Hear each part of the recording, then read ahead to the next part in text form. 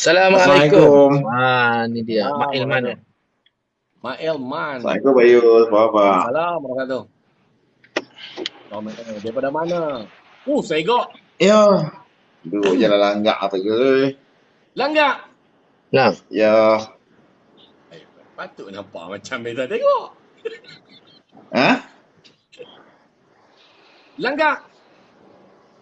Jalan langgak, jalan langgak. Jalan langgak. Tak mana? Batu Sungai apa? Mati, Sungai Mati, Sungai Mati. Allah, Sungai Mati. Taman Seri Kota. Bukan, Taman Tekor, Taman Tekor. Ha? Taman Ya. Tekor, Tekor. Taman Baru, Taman Baru. Baik. Silakan tuan. Mak El. Dah, duk tengok Mausin tadi. Saya ni penyokong PAS lah Mausin. Ya. okey. Tanjung Grid bawakan. Kereta lah ni tengok cara pembawakan ni agak radikal sikit lah. Dari segi Yes. serangan kepada PAS ni. Jadi pada saya tu agak, bila radikal tu saya rasa macam terpanggil lah. Kita nak beri penjelasan sikit Bayus. Steady ke tak? Okey. Tak apa. Jadi apa yang kita perjuangkan sekarang ni, kalau nak tengok dari segi dia punya perjuangan kita sekarang ni, kalau kita nak nampak perjuangan PAS dulu compare dengan sekarang, perjuangan PAS dulu lebih kepada orang kata cara hidup. Dulu ni kalau Pak Yus tengok, Pak Yus ni pun tak boleh menafikan sebab Pak Yus kata Pak Yus orang PAS kan. Ya. Dulu. Sekarang dah tak, bukan orang PAS kan. Kalau perjuangan dulu tu, kalau tengok dari segi kerajaan pemerintah, kerajaan UMNO dulu banyak dia membuatkan dari segi cara hidup masyarakat orang Melayu ni taklah mengamalkan keseluruhannya cara hidup Islam. Okey, lebih kepada kalau dulu kita ada judi, loteri kebajikan, dulu kita ada macam sekular lah, lebih kurang kita kata kehidupan sekular lah. Jadi bila kita pembuatkan PAS pada zaman Datuk Asri, pada zaman kita kata 80-an, awal 80-an, itu lebih kepada penentangan pada cara hidup lah. Tapi sekarang ni bila kita tengok, bila UMNO sendiri pun dah menerima penerapan nilai-nilai Islam dalam parti, kita kata PAS dan UMNO ni masing-masing nak menjadi juara untuk memperjuangkan Islam. Jadi kita mau siapa yang memperjuangkan Islam yang lebih baik, itu je.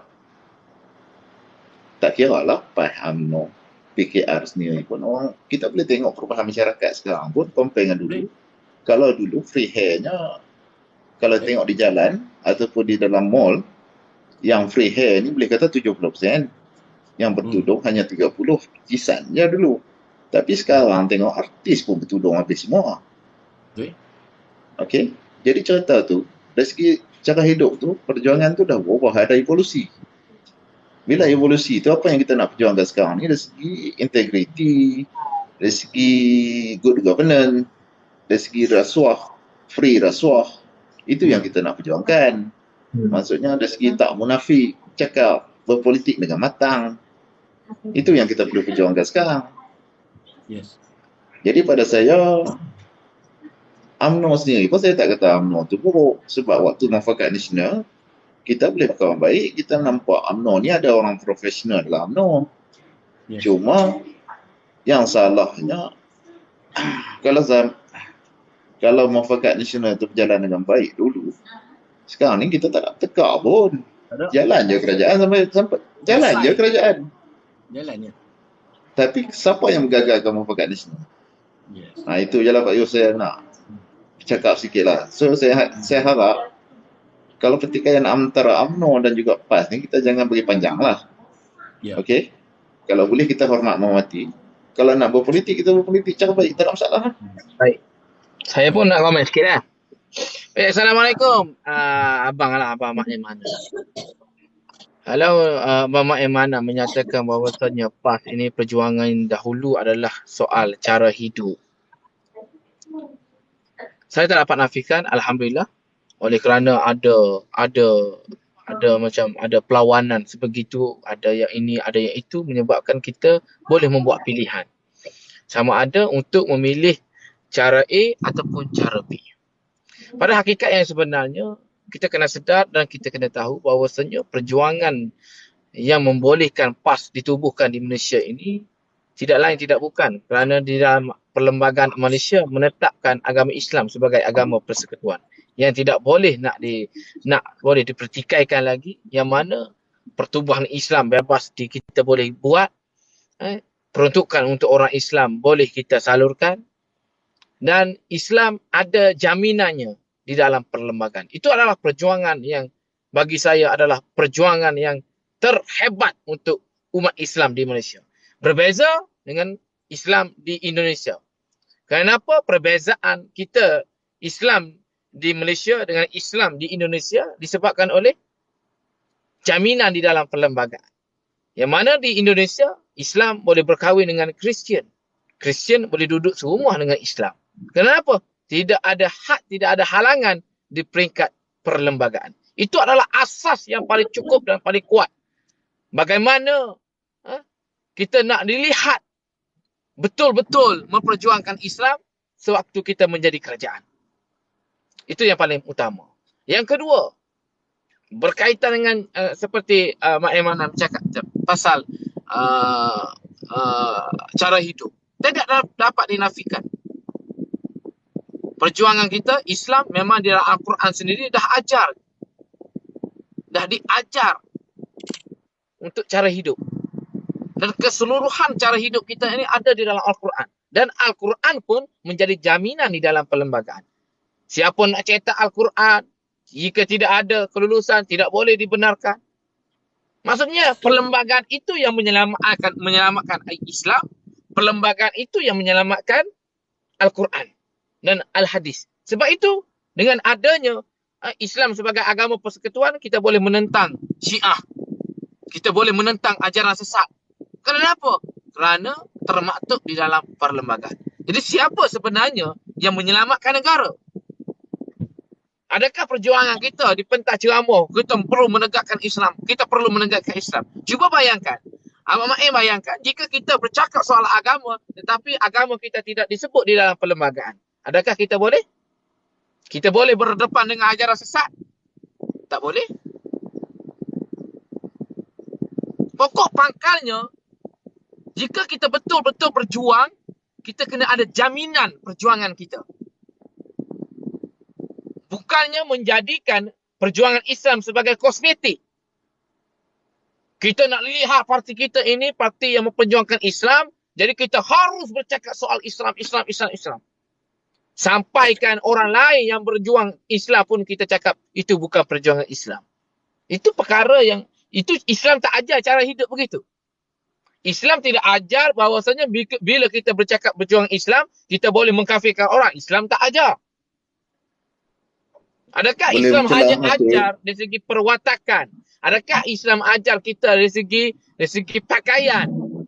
Adakah Islam hanya ajar kita pada gambar perjuangan itu sebenarnya? Tapi pada hakikat sebenarnya di dalam roh itu tidak ada.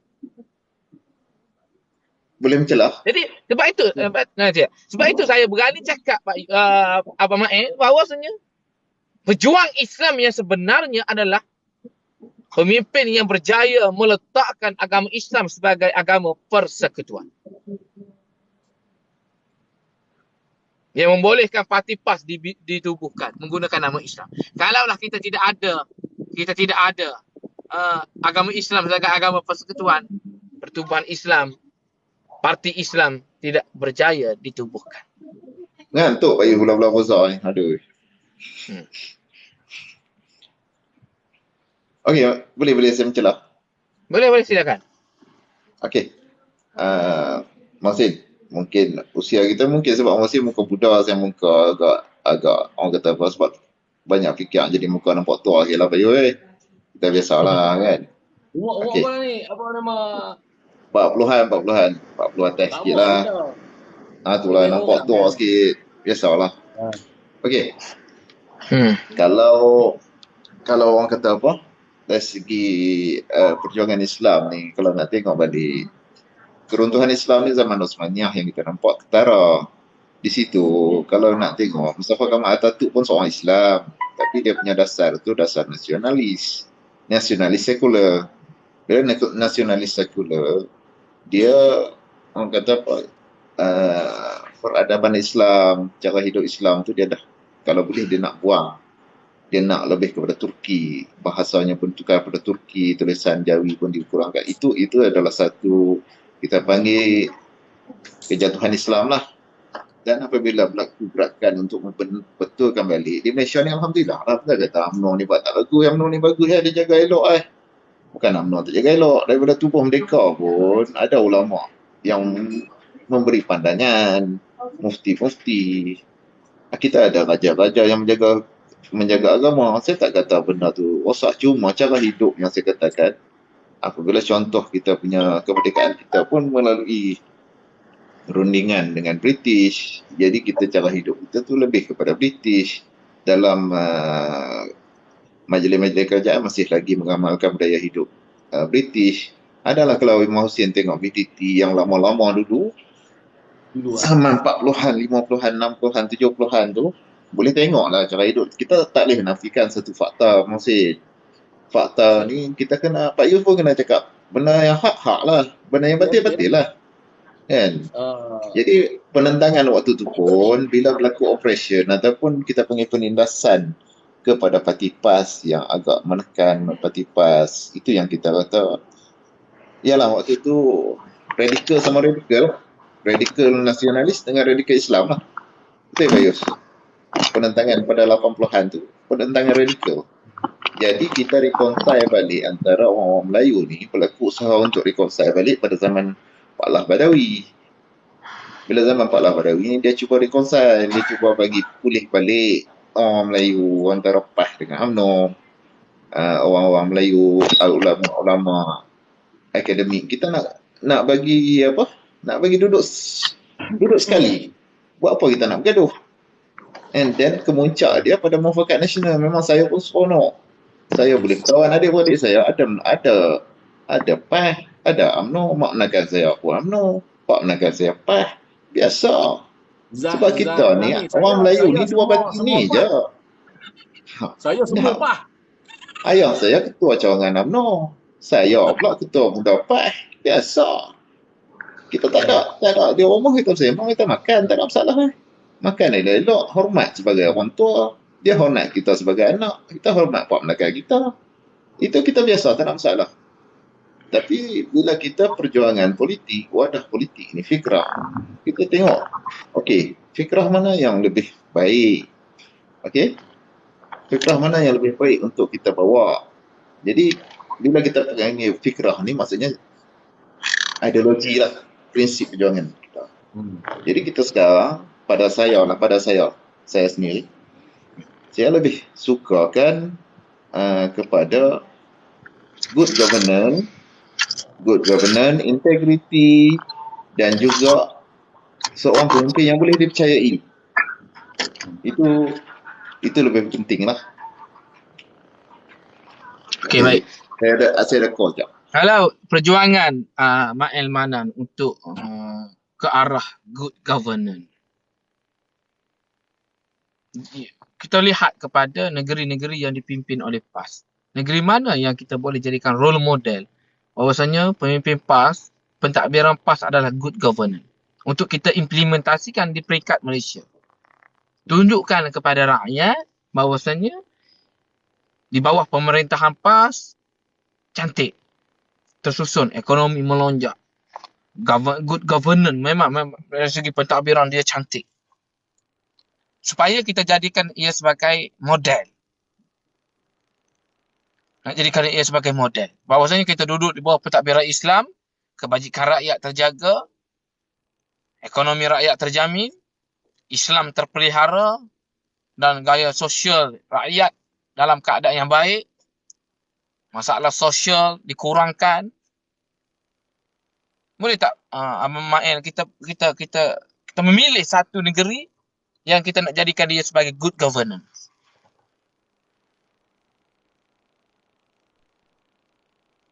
Abang Mael tengah. Dah boleh ulang sekali lagi. Ambil Kelantan lah. Pada saya ambil Kelantan sebagai contoh. Kelantan pun ada kira suap.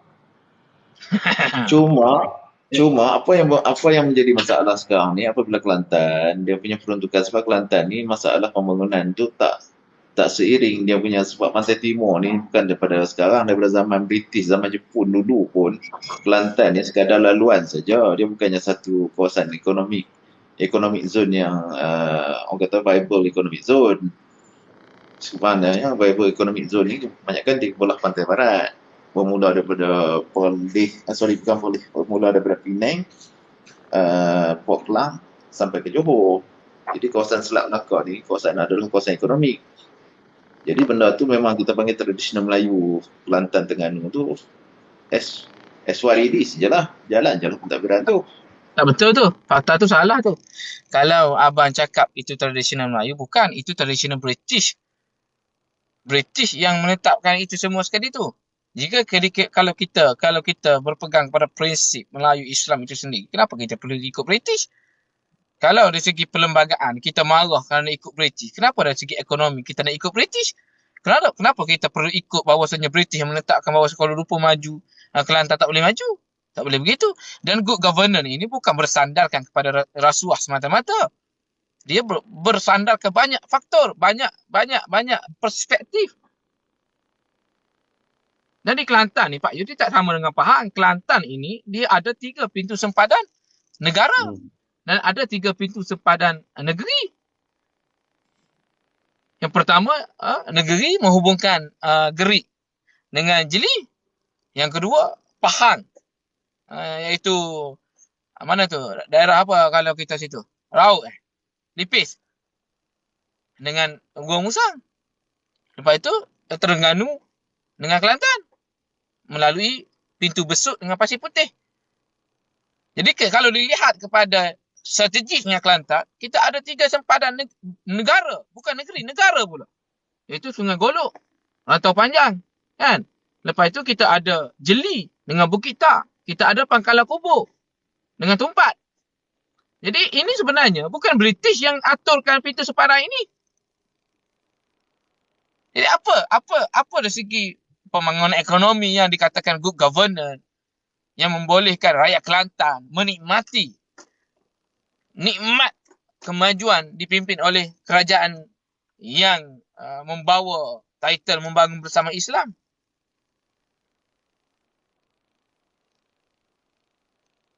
Kita nak lihat dari segi semua aspek. Sebab good governance ini bukan bersandarkan kepada rasuah semata-mata. Dan saya pun nak tahu rasuah ataupun tidak, Kelantan ini perlu ditukar. Sebab kita tak boleh nak masuk bedek-bedek file. Kalau betul tidak ada rasuah, kenapa tanah-tanah di Gua Musang itu tidak boleh dimiliki oleh orang Islam, orang Melayu? Jika benar kita tidak ada rasuah, kenapa projek-projek banyak terbengkalai? Jadi maknanya kita kena tumbangkan dulu dan kita Baru boleh kita jumpa. Apa yang kita jumpa nanti insya-Allah. Sebabnya dah ada bukti Pak Yus. Najib masuk penjara disebabkan dia kalah. Kalau dia tak kalah tak masuk penjara. Yes. Itulah. Sebab mereka sewaktu menjadi kerajaan, mereka boleh melindungi segala rahasia.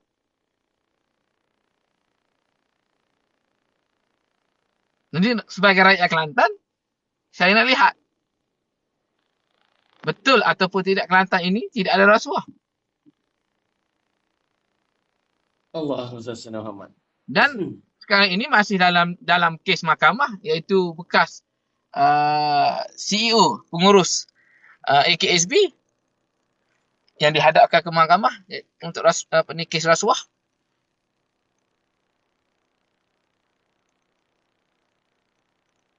Jadi masih belum boleh dinafikan lah. Masih bagus Azin. Maksudnya hang ada semangat untuk membangunkan negeri yang baik lah. Betul. Itu cita-cita saya sebenarnya. Sebab bila awak sokong kerajaannya ada tu. Apa dia? Sokonglah kerajaan yang ada tu. Tambah baik je lah. 33 tahun. 33 tahun dah Mama En. Kalau mereka nak terima apa yang saya bawa ini, mereka akan panggil saya. Tetapi mereka kutuk saya. Mereka kutuk saya, kita ni mata lalat. Taklah masalahnya waktu kempen hang heavy sangat. Hang Memang tengok kena macam heavy bang. Datuk apa nama? Datuk Wi ya, Datuk Mat nah. Aduh nama mana? Bukan Kau lah yang nak? dalam Haji Alwi. bukan Alwi. Datuk Alwi. Alwi. Datuk Alwi Dia dia dah steady. senior. Dia tak boleh bawa pembawaan seperti macam saya ni, muda lagi, semangat dia lain. Datuk Alwi perjuangan dia di dalam Dewan Undangan Negeri. Saya ni tak ada pangkat dalam Dewan Undangan Negeri. Jadi saya berjuang beginilah. Masuk Kita TikTok. tengok bukan kita tengok Datuk Alwi punya cara pendekatan dia tu. Kita tengok baguslah, baik-baiklah, salah pangkah lah. Betul Abang Maen. Walaupun baik Datuk Alwi pun 33 tahun jadi pembangkang. Tak ada masalah, maksudnya dia pun taklah rasa sakit hati sangat pun. Zaman dia muda lah Yalah. Zaman saya muda. Saya penuh. Saya duduk dalam ceramah dia, Abang Maen. Masa kecil-kecil dulu. Antara pemimpin UMNO yang saya hormati dalam Kelantan, salah satunya Datuk Awi, kemudian yang kedua yang YB Paloh. Jadi kalau betul kita mengakui bahawa saja Datuk Alwi ni yang bagus. Nuzula. Ya. Abang Maen, kalau kita mengakui bahawasanya Datuk Alwi itu bagus, insya-Allah kita angkat dia jadi Menteri Besar Kelantan, insya-Allah. Masalah tak cukup kerusi. Tak apalah, tak cukup kerusi dah. Itu yang kita nak berusaha ni, nak cukupkan kerusi tu. Masalahnya lah ni kena fikirkan juga si Husam and the gang no. Tak apa, tak ada masalah. Itu urusan keluarga kami. Kenapa itu urusan keluarga kami. Dia politik tak macam tu. Tentu. Tak apalah. Yang apa Kelantan apa urus lah. Itulah. Taklah orang Kelantan semua orang bijak, orang pandai. Ya, kebanyakannya duduk ke merantau. Dia pun banyak merantau. Persatuan perantau Kelantan paling kuat dalam Malaysia. Sebab dia paling ramai di Malaysia. Kedah baru nak grow. Kelantan dah buat berpuluh-puluh tahun dah. Ya, sebab Kelantan banyak perantau, sebab tu berjaya. Kalau tak banyak perantau, tak berjaya bang. Tak, kalau Kelantan maju sekalipun, ada KLCC dekat Kelantan. Orang Kelantan duduk kat KL.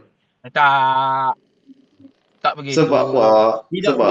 Orang Kelantan, dia merantau, dia challenge diri dia. Orang yang duduk dalam negeri, dia tak pilih negeri dia. Itu je. Bukan bang, saya nak betulkan fakta. Kita merantau ni. Kumat duduk kat Kedah. Pak Yus. Bang, saya nak bagi tahu Abang Maen. Bang, saya nak bagi tahu. Kita merantau ini bukan pilihan.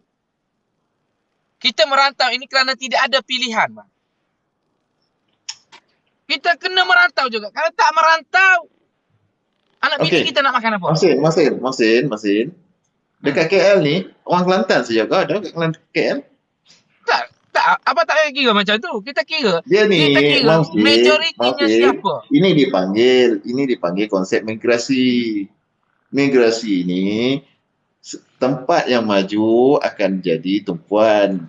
Contoh macam, kalau orang Melaka, dia akan pergi cari tempat yang maju. Contoh, dia akan pergi JB, dia akan pergi ke Selangor.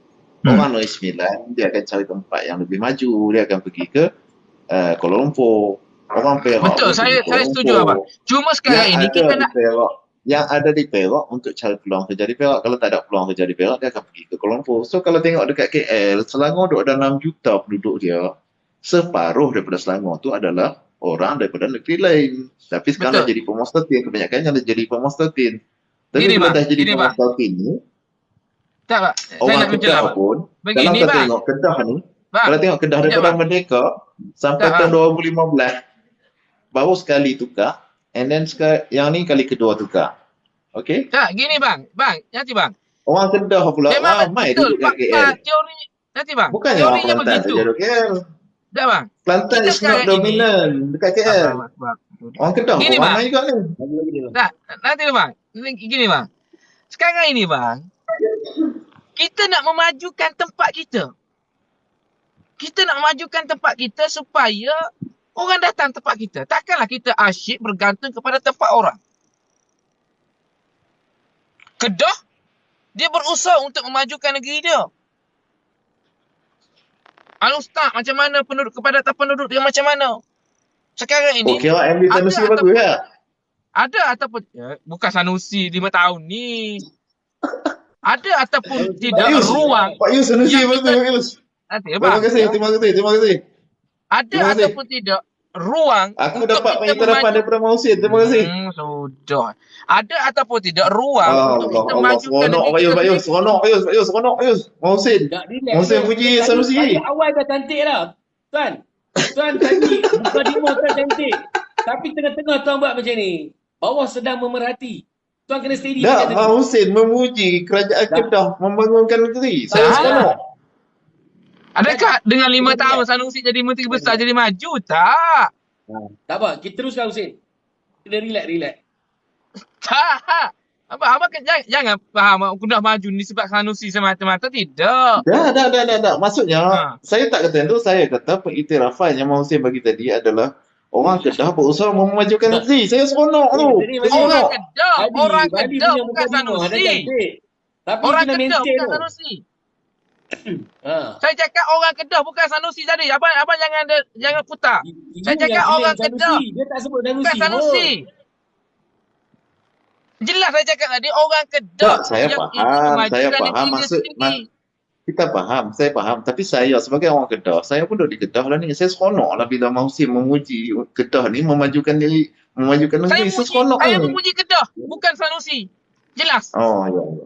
Okey, tak apa-apa. Terima kasih. Abang tak payah Terima kasih, nak kaitkan Mausin. dengan Sanusi. Sebab saya tak sebut pun Sanusi tadi. Tak apa. Tak sebut, tak apa. Kita faham. Tak sebut, tak apa. Faham. Okey. Terima kasih. Jadi sekarang ini, kita di Kelantan ini 33 tahun. Sampai bila kita nak mengharapkan kita perlu cari tempat maju. Sampai bila kita nak cari tempat itu? Kenapa kita tidak fikir bagaimana nak memajukan tempat kita? Dia migrasi ni boleh.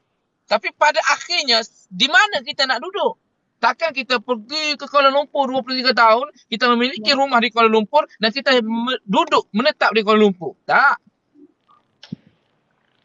Sama juga dengan hijrah Nabi. Nabi berhijrah keluar untuk memajukan kota Mekah. Dan akhirnya kota Mekah itu yang maju. Bukannya kita keluar di Kuala Lumpur sampai Kuala Lumpur maju, tempat kita tak maju. Tak boleh begitu. Mausin, janganlah babik dengan Mekah ke apa. Mekah tu Contoh.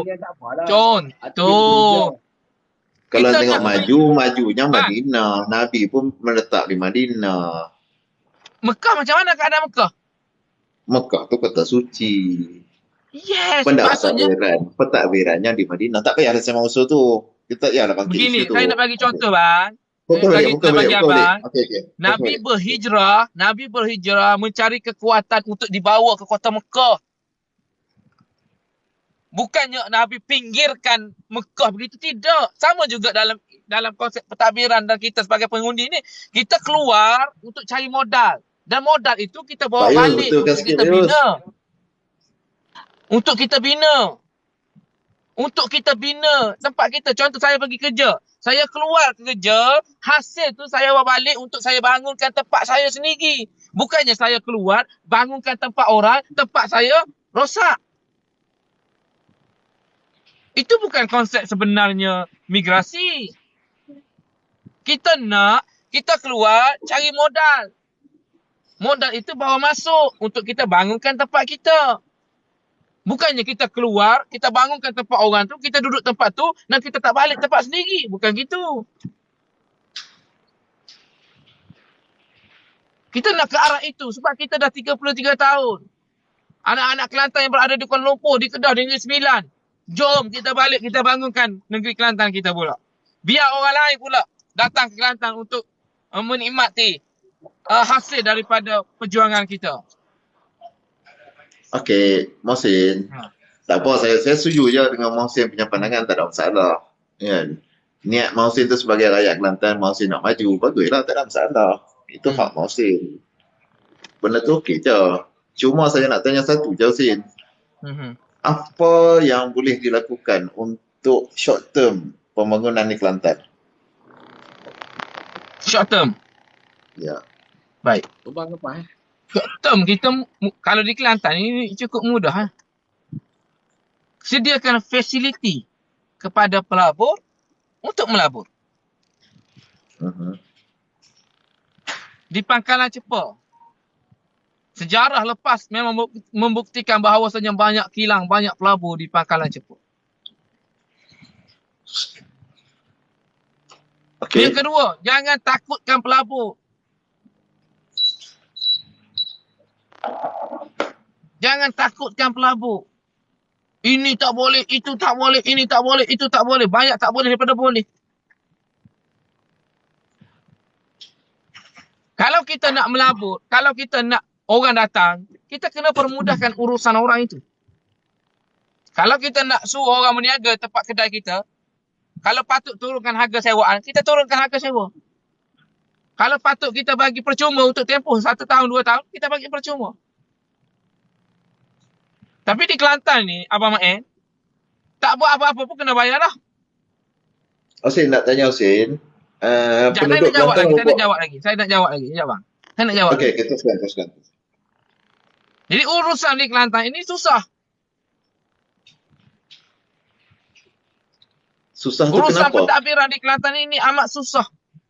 Susah tu kenapa, Husin? Banyak birokrasi. Maksudnya? Kena jumpa itu, kena selesai yang ini, macam-macam. Kena bayar itu, kena bayar ini. 7 tahun Okey, belum Sin. tentu selesai lagi. Sin tahu tak? Di Kelantan adalah salah satu negeri yang menetapkan undang-undang tanah dia tak boleh dijual kepada orang luar daripada Kelantan. Hanya anak negeri Kelantan saja. Betul, tak boleh dijual, tapi boleh digadai, boleh dipajak. Yalah, maksudnya benda tu Bukit maksudnya di Gua Musang, 99 tahun. Maksudnya kalau Mausin nak buat satu benda yang radikal di Kelantan, Mausin kena total memang heavy tau. Memang apa yang saya buat ni memang heavy lah. Apa yang saya buat ni memang heavy. Hang kena lawan konservatif Kelantanis tau. Orang Kelantan yang konservatif. Kita tak payah cakap pasal parti lah. Kelantan konservatif. Dia gini bang. Di Kelantan memang tak boleh diberi tanah, dijual tanah kepada orang bukan Melayu. Okey, semua dengar. Saya sedang nak bagi tahu ni, 820 mata mandang. Baik. Penting. Ini poin Memang penting. betul. Memang betul, tak dapat saya nafikan bahawasanya Kelantan adalah negeri yang tidak benarkan tanah itu dijual kepada orang bukan Melayu. Ya, Tetapi bukan Melayu. Bukan Melayu. Bukan Melayu. Even Melayu yang di luar daripada Kelantan pun tak boleh.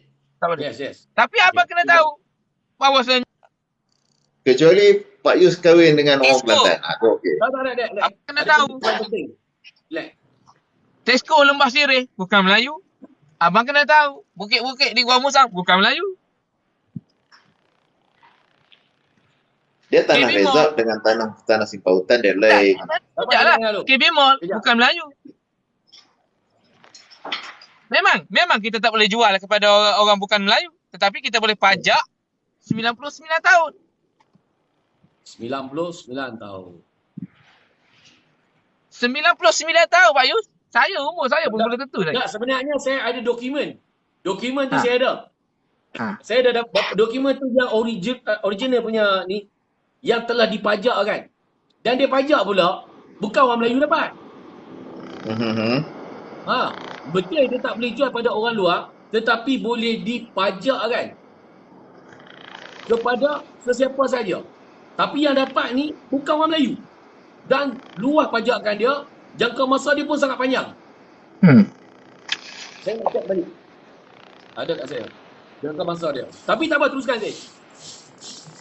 Itu kenyataan. Realiti yang rakyat Kelantan kena ada. Dan benda ini tidak dirasai oleh perantauan. Penghuni-penghuni luar tiada asa. Yang dirasai adalah rakyat tempatan ni.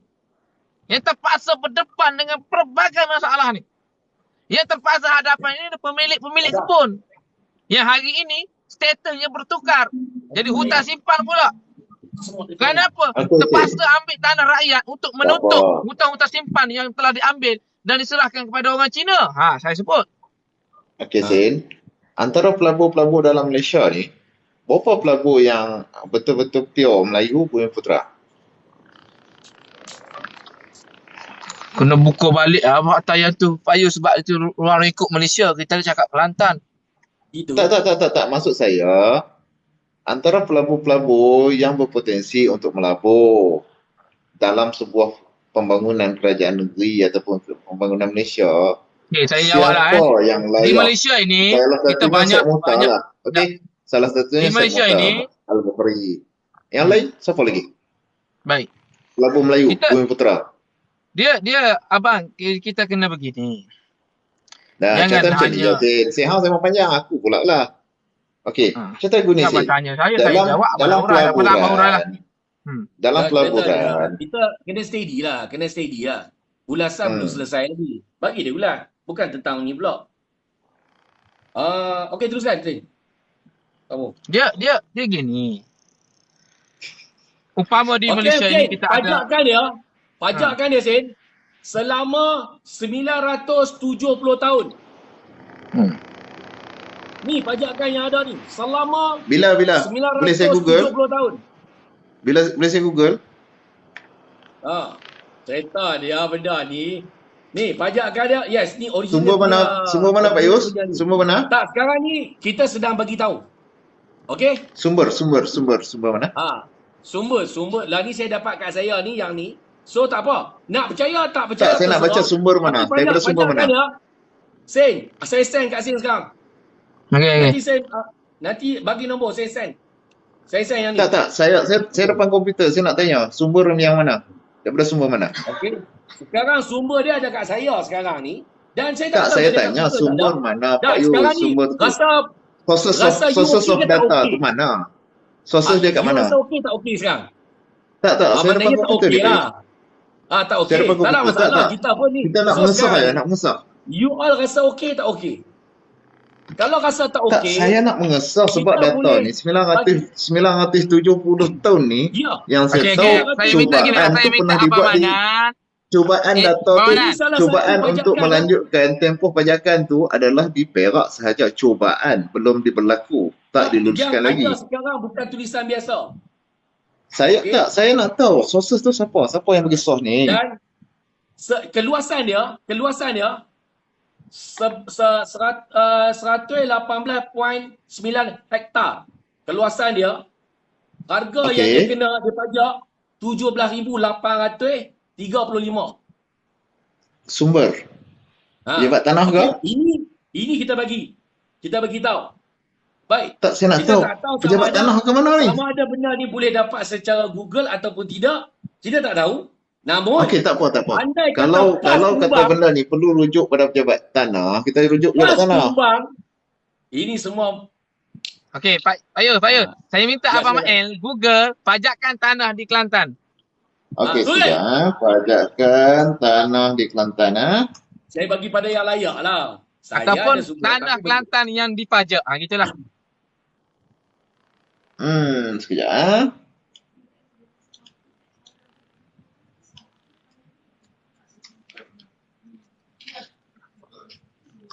Ni buat apa ramai-ramai sampai 1,000 lebih, 1,000 ni siapa ramai-ramai ni? Buat apa kenduri? Live Pak Yus bukan best mana pun. Senarai tanah pajak Kelantan. Okey, nak tengok yang mana ni? Bacalah yang mana-mana pun. Yang ada Zuhal Property, senarai tanah Kelantan ni semua nak tak ada apa, PTG tak ada apa. Mana? Kat mana? Mohsin, kat mana Mohsin? Tengok ada lagi tu. Ataupun nak lebih spesifik, tanah Kelantan yang dipajak kepada Cina. Gitu lah. Spesifik lagi. Spesifik sikit. Kepada Cina. Sejuk. Okey, nak tengok mana? Saya tak tahu, tak tengok yang mana tu. Okey, negara merdeka. Negara merdeka boleh? Baca bang. Saya nak buka laporan audit negara pun dekat rumah ni, saya duduk dalam kereta. Dalam laporan ketua audit negara pun ada tanah-tanah. Jadi, tadi bila kita cakap benda, ramai orang melenting tu. Weh, Syed. Ramai melenting tau. Maknanya tak ada orang restu benda ni berlaku. Dan ini mesej. Tidak ada mana-mana rakyat restu pajakan ni berlaku. Yang saya tahu ada satu usul dekat sini 7,500 ekar ladang tanah Musang King, dia cagar kepada China, okey. Untuk sekejap, dia tak masukkan tarikh, dia tak masukkan tempoh, 25 Februari saja untuk dikendalikan oleh Syarikat Sindian Sdn Bhd. Okey. Dan dia buat charge kepada bank. Dia charge kepada bank.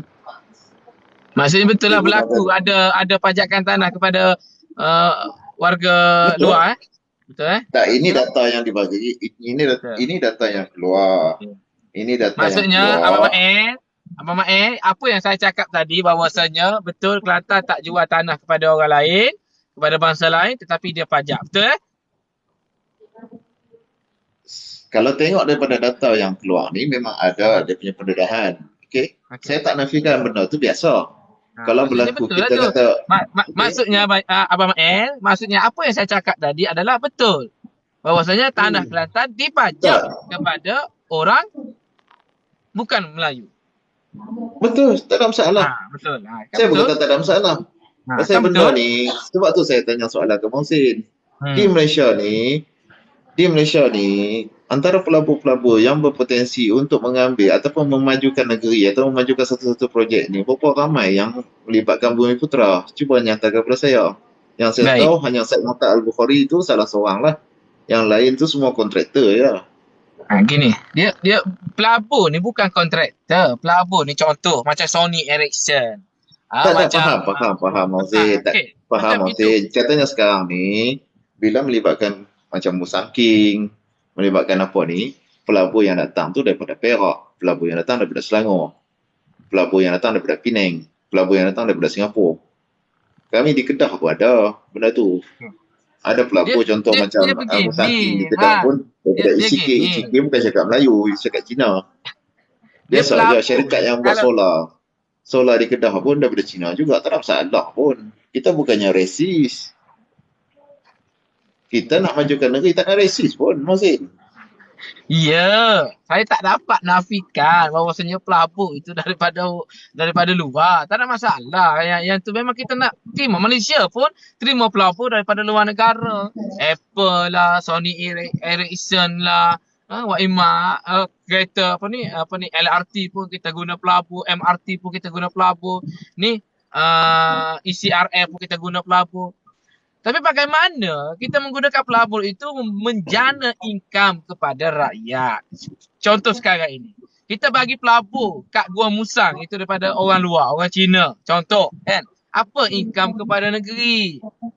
Kita bagi orang tanah Musang King. Apa untung kepada negeri? Adakah 90% orang Kelantan yang bekerja? Kita nak jana pendapatan, bukannya jana wibawa. Kita nak jana pendapatan kepada negeri Kelantan. Contoh 6.5 tan emas. Abang Mael. 6.5 tan emas di bumi Kelantan pada tahun 2018 dibawa keluar. 2,600 kilogram emas daripada bumi Kelantan ini dibawa keluar menaiki helikopter. Jadi persoalan sekarang ini, pelabur dah ada. Apa keuntungan pelabur itu kepada rakyat negeri Kelantan dan negeri? Mohsin, itu yang kalau masalah pelombongan emas di Kelantan, adakah benda tu Mohsin menyatakan bahawa membuat tuduhan bahawa kerajaan negeri Kelantan mengeluarkan sumber membuat pelombongan secara haram? Dia bukan secara haram sebab dia diluluskan oleh kerajaan negeri. Cuma sekarang ini daripada 6.5 tan hasil emas dibawa keluar daripada Kelantan hanya dapat 5 juta saja royalty. Adakah itu good governance yang kita canangkan? 5 juta je? Ya. Ini dekat mana ni Mohsin? Aku sebenarnya Kelantan ni aku tak apa tahu sangat. Aku pasal Kedah aku clear lah. Okey, abang buka lah 6.5 tan emas Kelantan. Kelantan bagi sale lah. Sale ada maklumat. Pasal aku tak 6.5 tan emas Kelantan. Pak Yus, saya punya kompas dekat Pak Yus. 1,000 apa? Aku bukan gila view.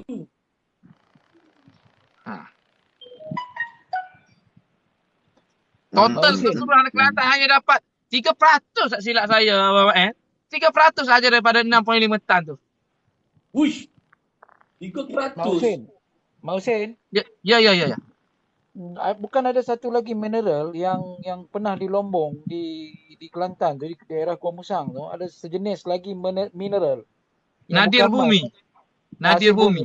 Apa nama tu? Yang dia orang panggil dia biji tu dia panggil apa lah tak ingat apa.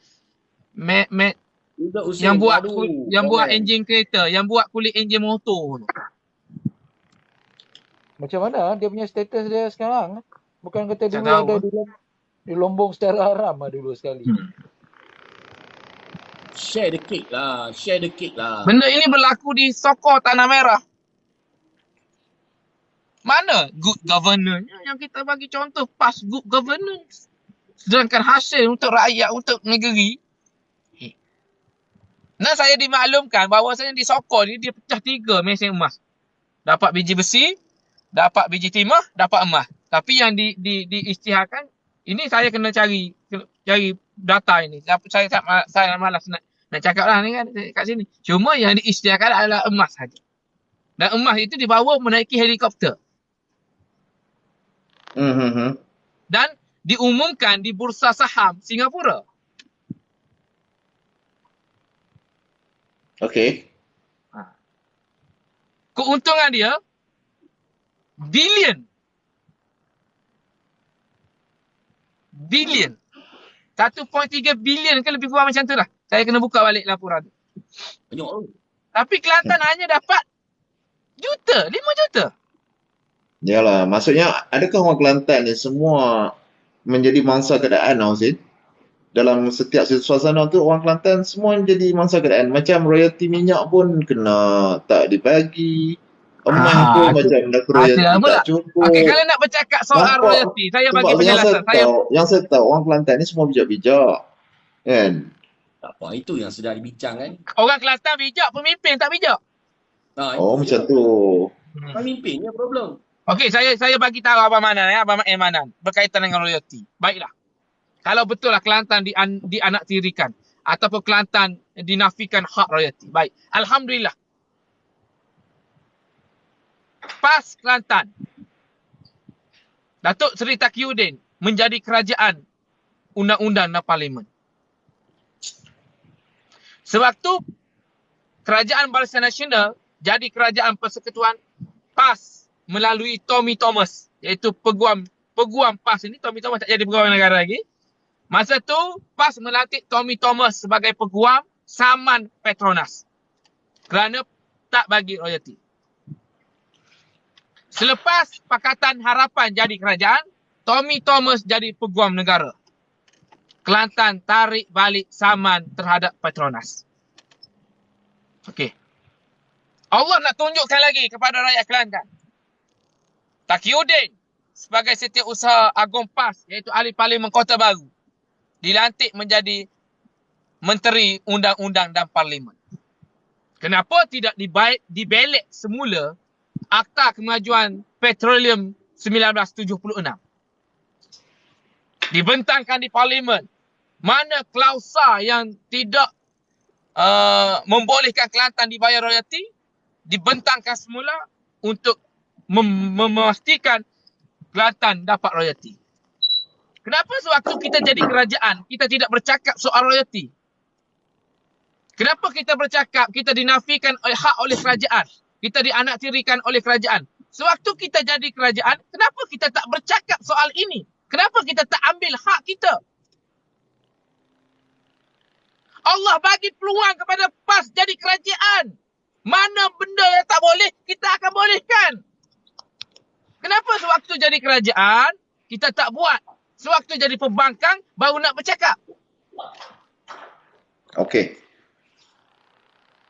Kita dah bayar. Soalan ke penerangan ni? Soalan ke penerangan? Mak Imanan. Kita dah bayar Tommy Thomas 500,000 kos fee guaman.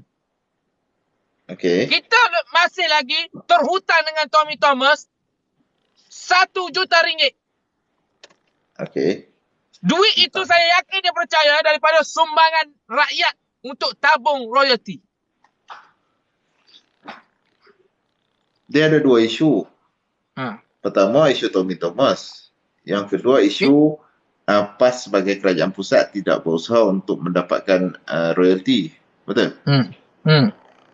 Okey, yang Tommy Thomas ni boleh tak kita anggap dia sebagai seorang yang profesional yang melaksanakan tugas dia sebagai peguam? Yang dia melaksanakan tugas dia, kenapa perlu dikaitkan dia dengan, perlu dipenegasan dekat Tommy Thomas tu? Macam ni, kalau sewaktu Tommy Thomas tak jadi peguam negara, dia yakin bahawasanya Kelantan berhak dibayar royalty, kenapa sewaktu jadi peguam negara jadi tak layak? Kenapa kena tarik balik zaman? Kalau betul itu hak Kelantan, fight lah betul-betul. Melalui Tommy Thomas. Tak, kita yakin dan percaya bahawasanya Kelantan layak dapat royalty. Jangan tarik saman. Jangan tarik saman. Sebab itu hak Kelantan. Kenapa sewaktu Tommy Thomas jadi peguam negara kita tarik? Okey, dia resign 28 Februari. Okey.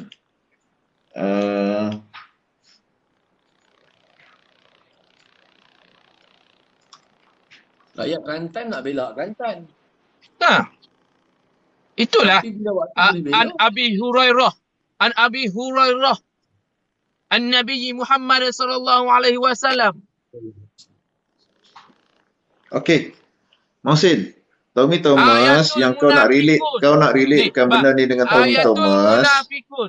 Ayatul Munafikun salah satu. Ciri-ciri orang munafik ada 3. Yang pertama, bila dia cakap dia bohong.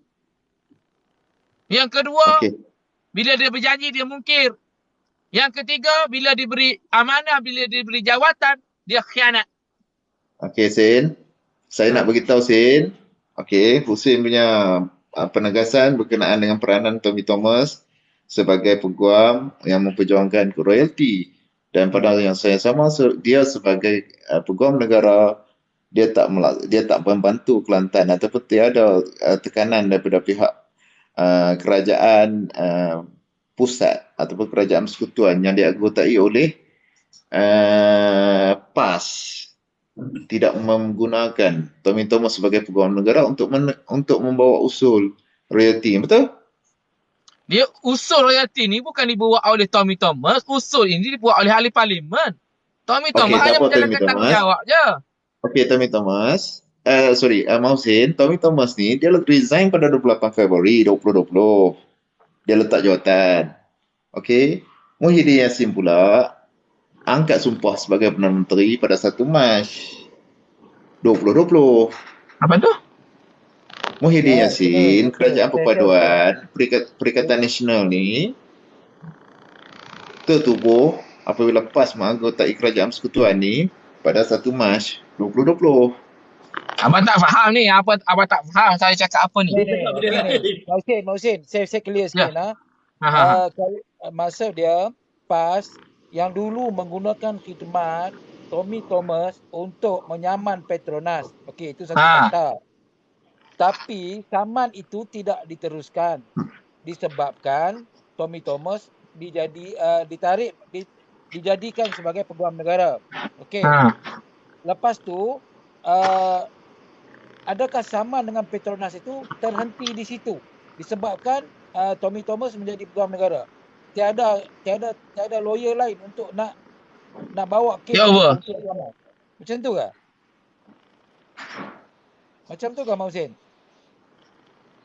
Tak boleh lah macam tu sebenarnya. Kalau betul lah kita takut ada campur tangan peguam negara, kita lantiklah peguam lain, bukan kita tarik saman. Jadi makna dia memanglah royalty ni perjuangan yang tidak bersungguh-sungguh daripada Kelantan untuk meneruskan saman Petronas. Macam tu. Yang saya faham macam tu lah.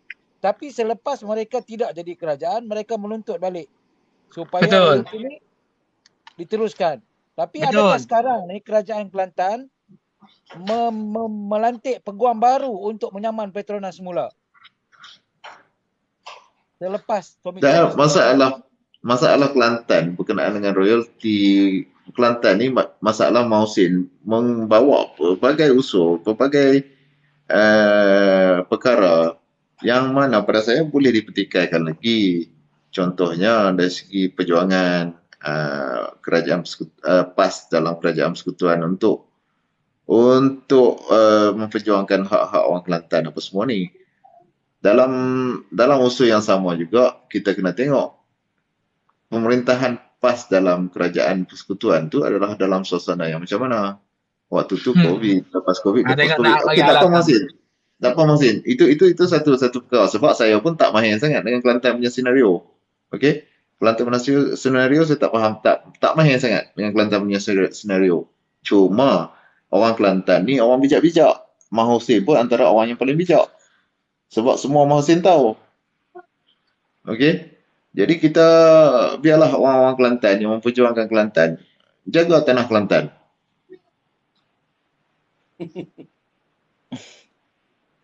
Okeylah macam ni Mauzin. Okey, itu di Kelantan. Okey, kita tengok kejadian di Kedah pula. Di Kedah semasa Sabri, I ingat lagi lah you yang petik kat saya tanah Rizab Melayu kan? Ya. Okey, sekarang ni kita habis tu kenapa you tipu? Tipu pasal apa? Apa yang tertipu? That fact is not the right fact, you know. Pasal pun tak right. You bagi tahu tak mana tak right. Saya bagi tahu. Yalah, you nak buat isu je. Dengar ni. Kejap. Saya nak clear je. Abang Sabri ni masalah Kedah. Sat, Abang diam Sat. Ni masalah Kedah. Okey, Sat. Saya mau Sat. Dah, Sin diam Sat. Ni masalah Kedah. Okey, 20.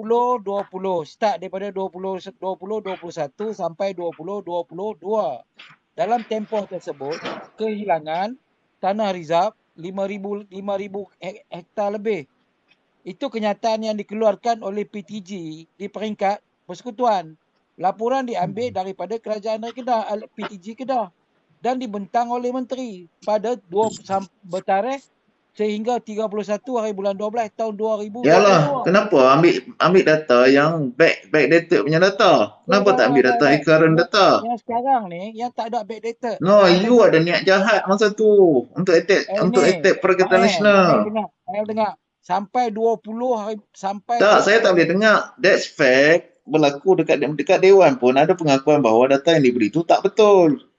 Data yang diberikan tu sampai tarikh. Patutnya Sabri kena minta maaf kat saya. Kalau data tu tak betul, Abang Mak data yang betul. This is Kedah punya isu Masin. Saya nak sembang Sabri. Dengar dulu. Menteri berani cakap dalam parlimen ada handset. Lepas tu pula kenyataan dikeluar oleh ahli parlimen. No, handset is just minute of the meeting. Handset tu bukan satu kenyataan yang menyatakan handset tu adalah satu benda yang benar atau satu benda yang salah. That is the minute of the meeting saja, Sabri. Saya dengar cakap dulu. Selepas di perkara itu. No, saya tak boleh ni. Saya nak minta you minta maaf kat saya sebab you bagi satu kenyataan yang salah kat saya itu. Saya dengar ni. No, ini antara saya dengan you. You macam tak bagi saya kenyataan yang salah. Teruskan je pasal apa? Mai dengar. Mai tu penyokong kuat PAS Kedah. Dengar lelok saya nak bagi fakta ni. Dengar lelok. Yang dibuat tu ialah penyataan yang dikeluarkan sampai 31 hari bulan 12 tahun 2022. Kenyataan yang habis 31 bulan 12 2022 compare dengan 19 hari bulan Januari 2023 dalam tempoh tak sampai 2 bulan tiba-tiba boleh naik 5,000 hektar. Dia diganti. Ridiculous lah. Dengar, kemudian dijawab what the fact yang you bagi? Bulan 3 itu yang dijawab dalam parlimen bulan 3 itu naik dalam tempoh 3 bulan itu diganti balik. Sekarang ni yang Sanusi terhutang dengan Sanusi terhutang dengan kita ni ialah apa tahu? Dalam tempoh 1 tahun setengah itu, dalam tempoh 2 tahun itu, 5,000 hektar tanah reserve Melayu telah bertukar status, hilang sementara sebelum digantikan pada tahun 2023. Yang dijawab oleh menteri itu ialah pada tempoh tersebut kena di status itu ditukar, tanah reserve Melayu itu ditukar oleh kerajaan negeri Kedah, tukar dalam tempoh 5,000 hektar itu, kemudian diganti pada 2 tahun 2023. Jawab kenyataan yang dikeluarkan tu, yang ditanya soalan oleh ahli parlimen barang itu, dijawab oleh menteri sampai 30 hari bulan 12 tahun. Bila kami kata bohong, apa kata tak betul? Tak betul pasal apa pula? Apa yang tak betul? Tak siap macam ni nak cakap you mute, nak cakap you mute. Nak cakap kita min potong tak start. Tak boleh lah, saya kena battle lah. Gini. Saya jadi orang tengah kejap. Tadi kita cakap pasal Kelantan. Macam ni tak syok lah.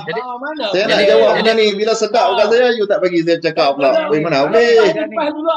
Tak boleh je ni host. Ini unfair host. Unfair. You style potong tak boleh. Host, bila saya sedap, bila dia bagi pernyataan salah, saya nak battle dengan dia. You tak bagi potong. Sagi you potong. Orang cakap dia potong, orang cakap dia potong. Tak boleh. Bila you bagi pernyataan salah, tak boleh.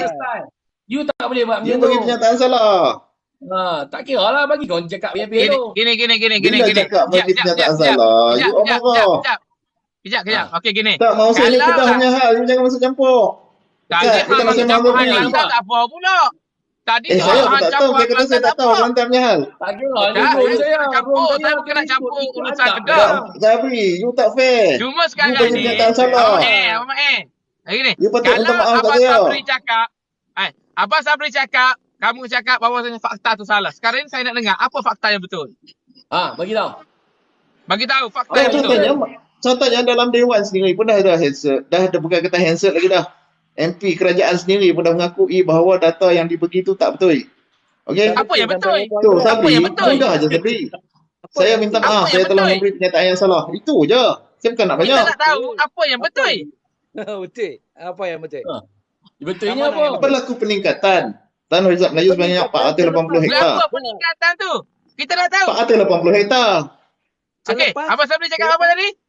Selepas saya kata tadi, kehilangan tanah Reserve Melayu 5,000 hektar. Berlaku sampai tarikh akhir 30. No, Sabri, buka kita rekod. Saya nak rekod Sabri. Dengar orang cakap. No, saya nak. Sampai 30 hari bulan 22. Sampai tanggal 22 bulan 12.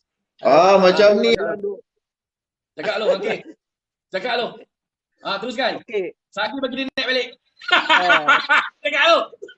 Lepas pada tu, tanah Reserve Melayu dijawab oleh menteri dalam parlimen, iaitu kehilangan tanah Reserve Melayu sampai 5,000 hektar berlaku di negeri Kedah yang paling tinggi pada berakhir pada 2022, tamat dekat situ. Kemudian bila benda tu jadi hebah, mengatakan bahawasanya di Kedah ni tanah Reserve Melayu hilang, tidak diganti lagi status itu sampai 2022 itu berakhir.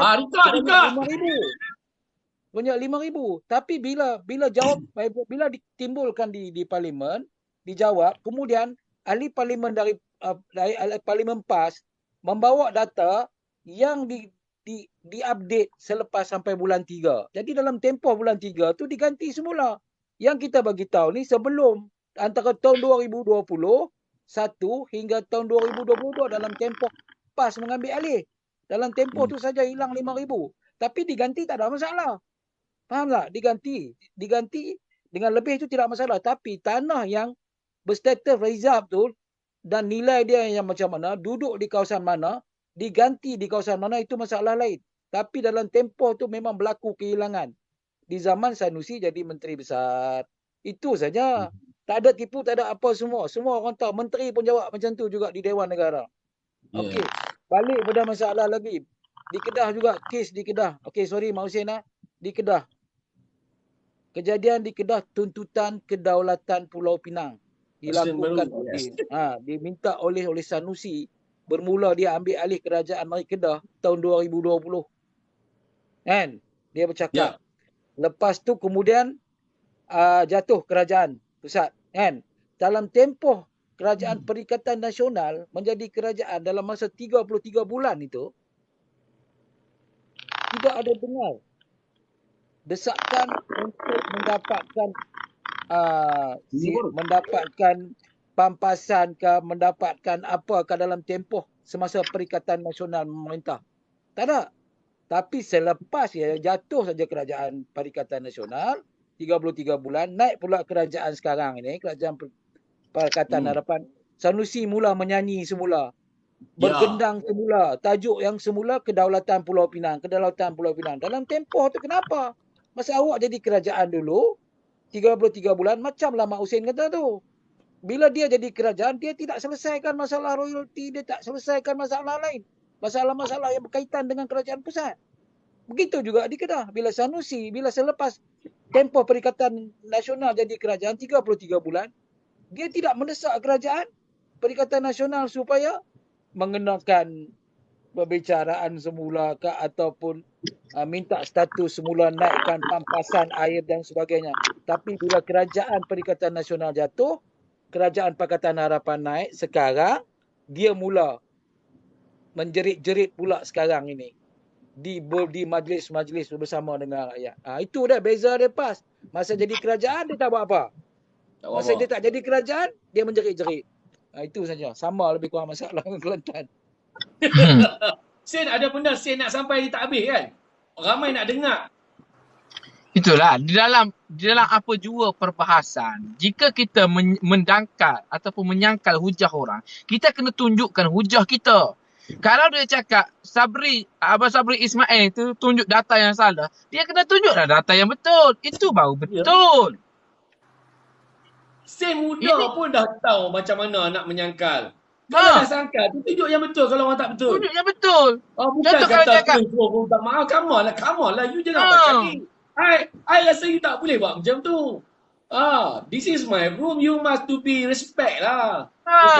Dan cara kita berhujah begitu. Kita ajar. Bukan kata kalau kita tolak. Neraka. Bukan begitu. Kita kena ada kayu ukur yang menyatakan bahawasanya hujah kita betul. Hujah ini patut ditolak. Kalaulah saya jurulatih bola, saya cakap, jangan tendang macam tu, salah. Saya kena wajib tunjukkan cara tendangan yang betul. Itu baru betul. Hantar Husin ya. Ini cakap orang salah, orang tipu. Tapi kita tak cakap benda yang betul. Okey Husin, ni ada satu keratan akhbar bertarikh 17 hari bulan November tahun 2022. Tajuk dia 3 daerah di Kelantan ada nadir bumi bernilai 125 bilion. Dan daerah itu Okey. Saya tunjuk terus. Saya start kereta saya ni. Saya tunjukkan kampung saya ada nadir bumi saya tunjuk terus. Saya tunjuk terus. Ini kampung saya sendiri ni. Ini nadir bumi. Saya nak tunjuk ni, kita pusing. Boleh ke kita buat live dekat kereta? Takutnya kena dangerous. Depan tak apa, depan boleh. Depan boleh Okey. Saya nak tunjuk. Ini kampung saya yang ada nadir bumi. Sekarang ini dihalau keluar. Halau? Okey, teruskan bercakap. Saya nak tunjuk terus supaya kita tidak bercakap fitnah. Nadir bumi itu berjumlah 2.5 tan. 2.5 juta tan. Yes. Dan bernilai 125 bilion sekaligus menjadikan potensi ekonomi baru di negeri Kelantan. Ini kenyataan dikeluarkan oleh siapa? Menteri Tenaga dan Sumber Asli Datuk Seri Taqiyuddin Hassan zaman kerajaan Ismail Sabri. Daerah itu dikenal pasti mempunyai potensi nadir bumi ialah tanah merah, jeli dan gua musang. Yes. Yang mengikut kajian awal ia bukannya radioaktif. Jumlah nadir bumi yang banyak tu ditemui di Aring Gua Musang dan keluasan dia 100,000 hektar. Di Stong Batu Melintang 80,000 hektar. Wah, kalau ini dapat di Lombok, wah, Kelantan akan jadi sebuah negara yang kaya raya. Tapi selepas dia nak jatuh kerajaan nak pilihan raya dua nadah dan nak pilihan raya umum, menteri tersebut baru umumkan. Kenapa? Ni kita perangai menteri-menteri PAS masa dalam kerajaan dulu lah. Ya. Kuranglah sikit. Ini 1,000 lebih nak buat apa masuk dalam ni? Assalamualaikum. Assalamualaikum. Assalamualaikum. Okey. Lama saya tengok Perhati tadi tu. Okey. Saya okey. Dia sebenarnya tak perlu ada sebenarnya dalam fakta yang tanah reserve tu tak ada keperluan pun untuk sahabat kita nak mau minta maaf. Saya teliti. Dia tak ada persoalan siapa betul siapa salah dalam isu ini.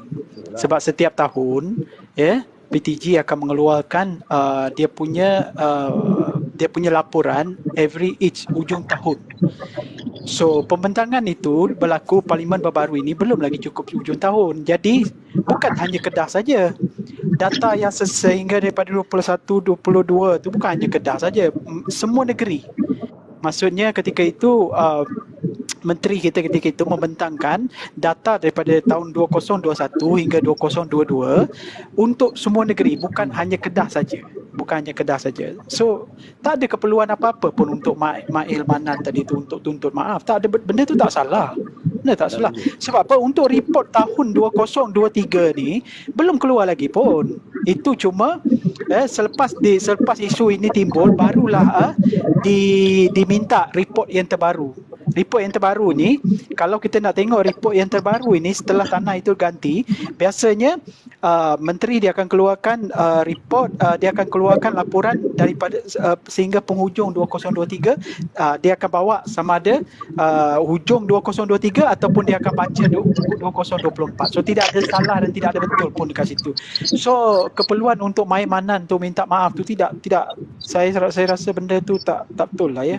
Tak betul. Tak ada keperluan lah ya. Okey, sahabat-sahabat semua, inilah kampung saya yang ada nadir bumi.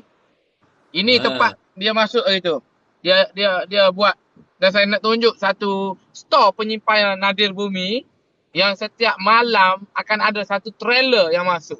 Tapi sekarang ini telah pun tidak beroperasi. Wallahu alam, saya tak tahu sama ada ini diarahkan keluar ataupun tidak. Ini Pak Yus. Saya nak tunjuk. Ini kampung saya. Ni. Ni. Ini barangnya. Yang diangkut setiap malam menaiki trailer. Nadir bumi. Tu. Ini kawasan dia. Habis tanah-tanah atas ni ditebuk lubang. 30 meter, 40 meter. 100 lebih meter. Pelombongan tu pelombongan haram ke pelombongan yang diluluskan oleh Kementerian Sains, Teknologi dan Alam Sekitar ke? Saya tak pasti sama ada diluluskan ataupun diharamkan, tetapi sekarang ini dah keluar semua dah. Dulu China Hong Kong penuh dekat kampung saya.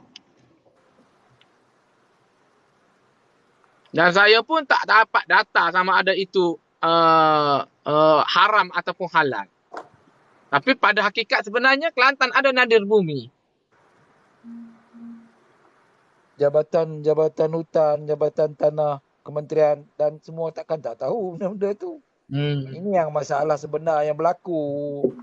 Ya. Itulah berlaku di Kedah pun hampir macam tu jugalah yang berlaku REE di Bukit Enggang tu. Setelah ada kemalangan, setelah lori itu terbalik, didapati ada hasil itu dalam lori itu, kemudian barulah direport dan denda sampai dekat 600,000. Driver lori kena bayar, tapi boleh bayar 600,000 ringgit Pak Yus. Bukan RM600, RM600,000, tapi boleh dibayar. Siapa yang bayar? Okey lori itu kan. Kemudian SPR dilaporkan kepada SPRM. Sekarang tak ada siapa nak bincang tajuk tu sebab dia ada kes mahkamah. Itu ya yang sebelum ni diwar-warkan, dan banyak ada satu grup NGO telah pergi hantar memorandum di Kuala Lumpur sana untuk siasatan dan sebagainya semua. Dan bila tanya dalam parlimen tentang kementerian yang jaga tanah dan kementerian yang sumber asli dan sebagainya ni, mereka tidak mengeluarkan sebarang lesen. Tapi macam mana boleh masuk dalam kawasan simpan tu? Itu yang kita duk bincang sekarang ni. Itu kerajaan yang dipimpin oleh, yalah, kita pun tak mau sebut lah. Macam mana good governor ni tadi? Ya, Mak cakap tadi good governance, mana good governor-nya? Kalau hasil bumi sendiri pun dicuri mudah-mudah.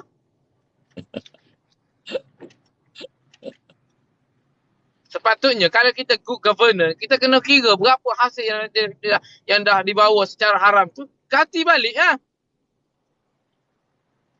Betul tak Abang Sabri? Sepatutnya contoh kalau dia curi 2 bilion, kena hantar 2 bilion lah. Tulis. Apa Pak Yus? Tak, apa nama viewer kata setuju, komen setuju. Awak tak report Hussein lama dah mana. Sebab report lah kena lari ni. Kalau tak report, ada lagi kat sini. Apa? Jadi, adakah parti yang berjenama Islam tu menguasai negeri dan dipimpin oleh ulama politik PAS itu menjaminkan sebuah negara, sebuah pentadbiran yang good governance? Pak Yus jawablah, apa? Macam mana saya nak jawab? Jawapan ni patut viewer yang bagi jawapan. Mereka tahu dah saya ni tumbangkan PAS. Oh, ya ke? Okey, viewer terus jawab. Viewer jawab. Okey, Sembang Kentang boleh ada ni kot. Ada maklumat. Apa dia? Sembang Kentang bukan ni kita ni ulama-ulama yang merintah negeri ni yang dah menang ni, adakah mereka ni dijamin dapat memberi jaminan sebagai sebuah negeri yang good governance? Sebab dia orang daripada ulama politik, daripada parti yang berjenama Islam pula tu.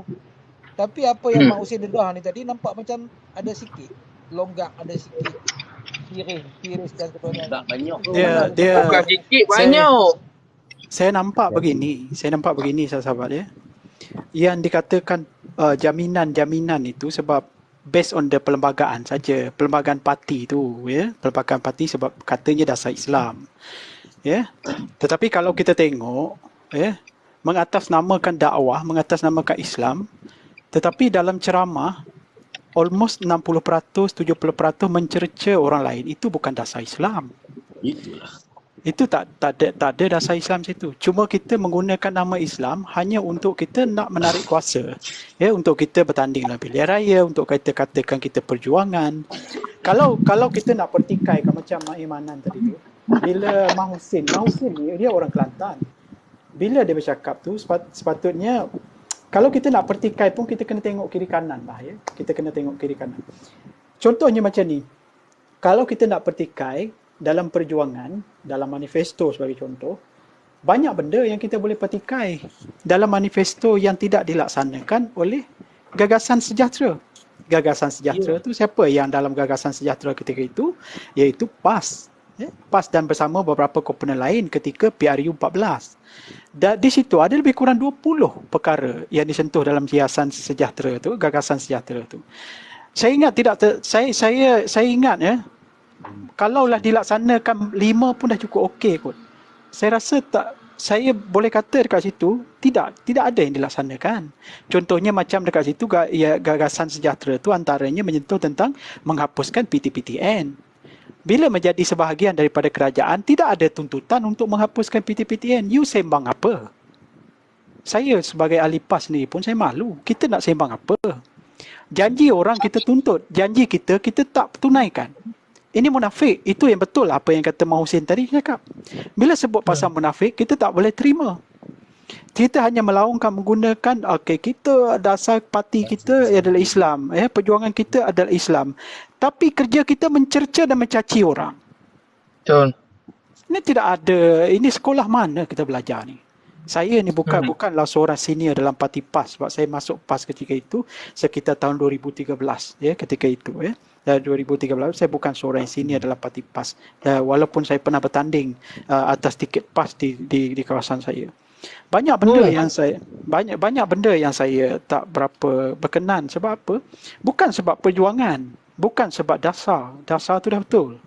Tetapi di saat kita memulakan kerja-kerja untuk mencaci orang lain itu tidak ada. Dia memutuskan pahala kita pada benda-benda yang lain. Tahu tak? Dia memutuskan pahala itu. Sebab apa?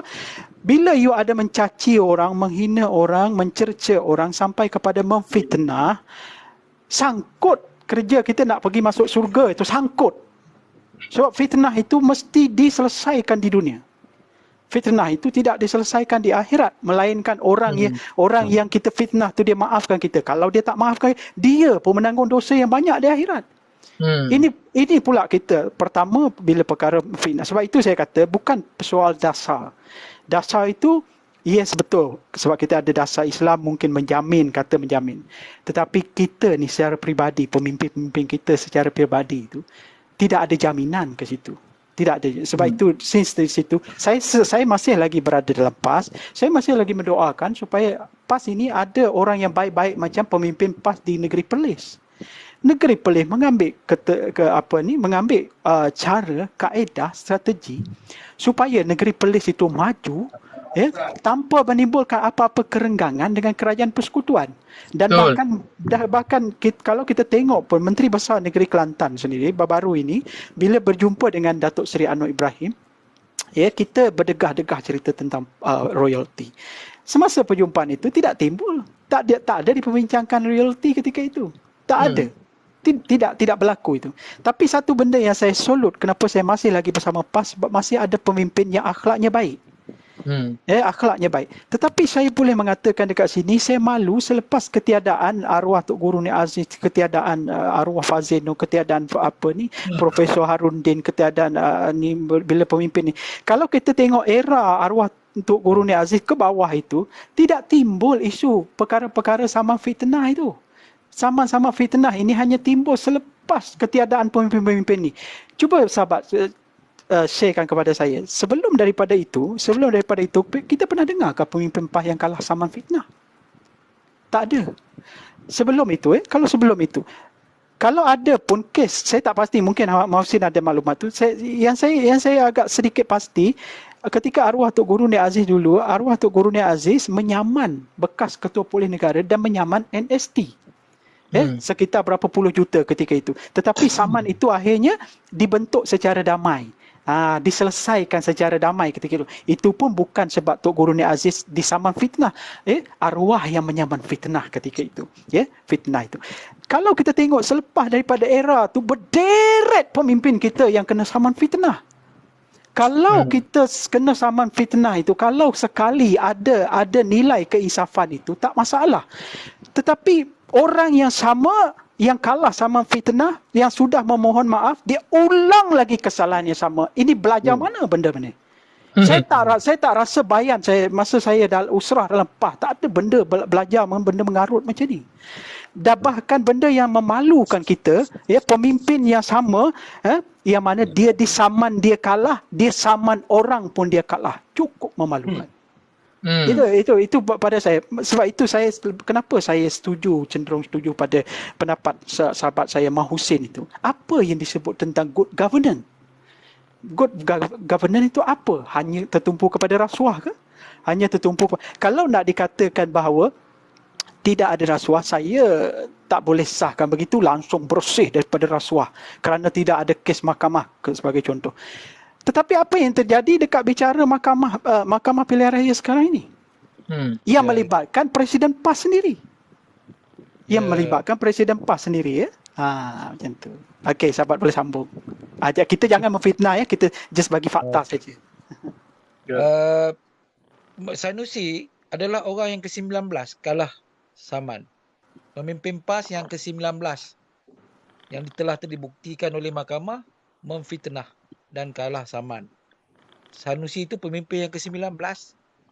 Warasatul Anbiya ke Warasatul Parti. Ulama PAS ini waris para nabi ataupun ulama PAS ini pelaris kepada parti-parti. Jadi hak tu yang kita dulu tengoklah ni. Okey, kita balik kepada saya sentuh sikitlah Mak Hussein, sorry ya. Berkenaan dengan Presiden PAS telah dibawa ke mahkamah petisyen pilihan raya. Ini sesuatu yang amat menyedihkan kerana dia berlaku kepada seorang pemimpin nombor 1, pemimpin parti berjenama Islam PAS, pemimpin yang memperjuangkan berkenaan dengan rasuah, salah guna kuasa dan sebagainya di awal penubuhan parti itu dulu. Sekarang beliau telah tersangkut petition petition pilihan raya untuk Parlimen Marang itu kerana ada unsur-unsur yang di luar yang diistilahkan sebagai SPR dalam undang-undang SPR itu salah laku, rasuah dan sebagainya. Sebab kes jadi dia ni siapa tahu? Kena ingat. Mungkinlah perbuatan tu dia tidak melakukan, tapi dilakukan oleh pegawai-pegawai dia ke? Sebab orang yang kita tahu telah terbukti bahawasanya dia itu adalah salah seorang AJK, Parti Islam Se-Malaysia Kawasan Marang. Hai.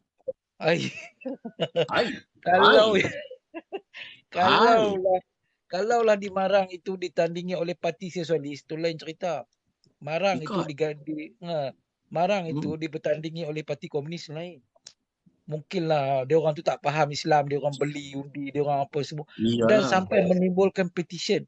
Dan ini petanda yang amat tidak baik kepada perkembangan politik Islam di Malaysia ini.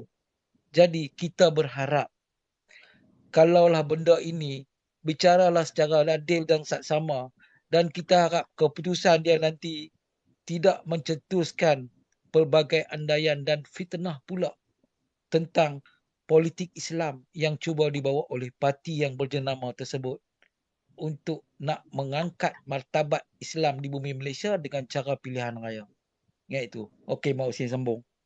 Baik. Sen sebelum tu Sen. Andai kata jadi sesuatu dekat presiden ni, maknanya tempat dia tu kosong kan? Kosong. Jadi maknanya peluang untuk saya jadi presiden memang semakin cerah. Takut. Cerah. Maya nak jadi presiden PAS tak? Saya bagi tahu dah kat dia orang. Saya dah buat satu live yang saya akan jadi presiden PAS. Next time saya jadi presiden PAS dan saya akan buat sesuatu yang memang sangat-sangat terbaik untuk Malaysia, insya-Allah. Saya akan buat sesuatu yang terbaik, insya-Allah. Bila saya jadi, tak percaya tanya kat bawah ni. Dia orang semua tahu pasal tentang saya jadi presiden PAS sebab saya kan ahli PAS. Kalau setuju saya ahli PAS jadi. Kalau setuju tulis setuju. Yang setuju, depa setuju. Dia orang memang dia sokong Pak Yus. Tapi dia orang tak payah daftar lah dengan PAS kalau saya dah join. Sebab selepas sebulan itu PAS dibubarkan. Sebab apa? Parti ni dah banyak bawa masalah. Bawa kerosakan dalam Malaysia.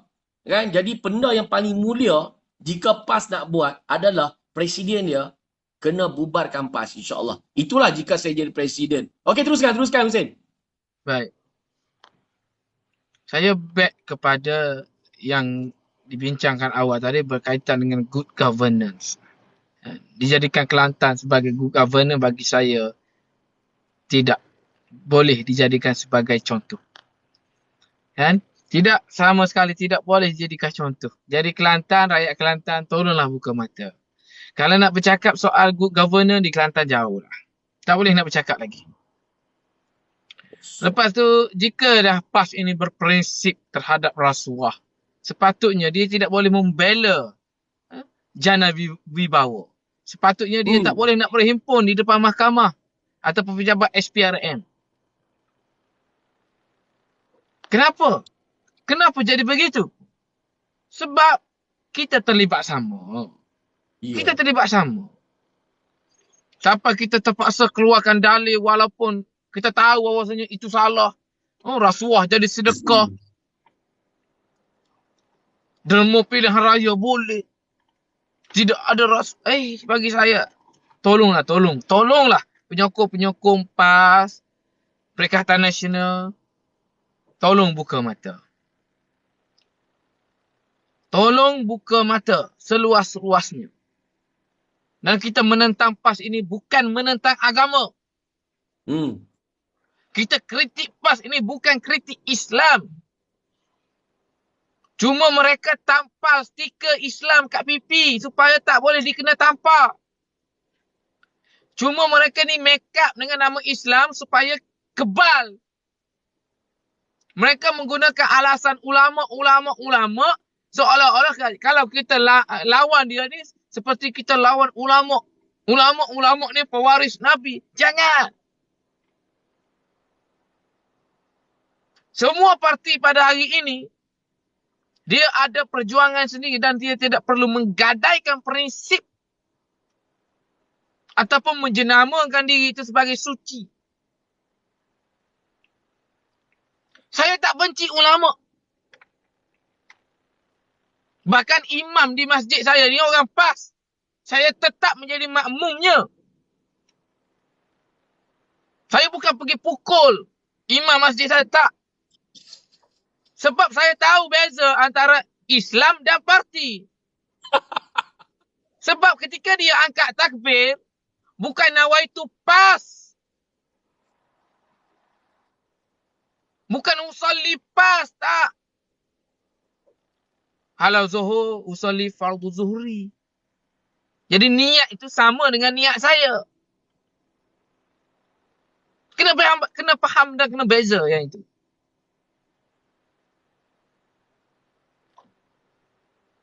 Dan bila kita kritik PAS ini, bukan kita kritik Islam. Kena faham.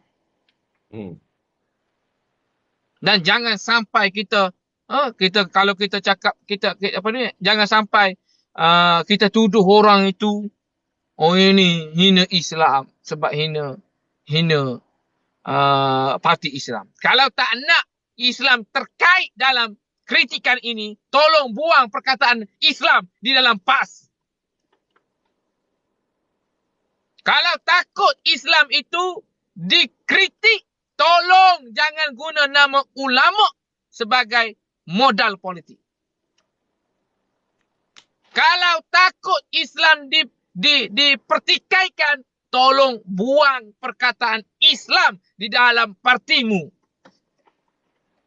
Sekian, terima kasih. Sama-sama.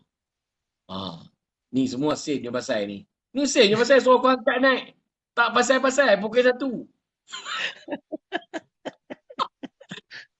Padahal tadi aku nak melawak dengan viewer tak ni. Yus, saya turun dulu Yus, nak siap solat. Boleh. Silakan. Subhanallah, Husin.